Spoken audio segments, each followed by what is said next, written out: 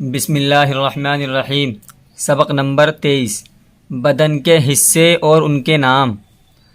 خدا نے ہم کو 2 آنکھیں دی ہیں جن سے چیزوں کی رنگت اور شکل نظر آتی ہے۔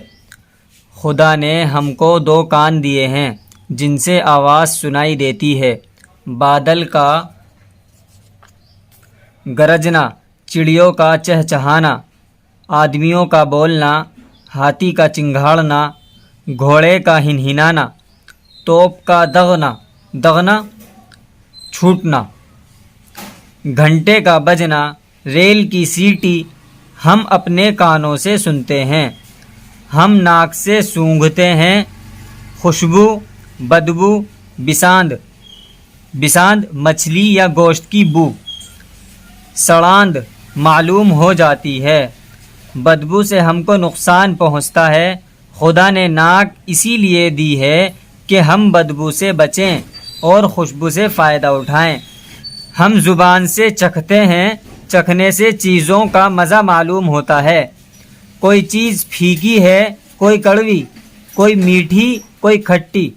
اگر زبان میں یہ قوت نہ ہوتی تو بد مزہ اور خوش مزہ چیزوں میں ہم کچھ تمیز نہ کر سکتے۔ خدا نے ہم کو کیا اچھے 2 ہاتھ دیے ہیں جن سے چیزوں کو چھوتے، ٹٹولتے، پرکھنا، پکڑتے، اٹھاتے، پھینکتے، اچھالتے ہیں۔ چھونے سے ہم کو سردی، گرمی، سختی، نرمی، کھردراپن، ناہمواری، اونچ نیچ اور صفائی معلوم ہو جاتی ہے۔ ہم اپنے ہاتھوں سے کھانا کھاتے، کپڑا بنتے اور گھر بناتے ہیں۔ انگلیوں سے سیتے اور لکھتے ہیں، ناخن سے کھجلاتے اور گرہ کھولتے ہیں۔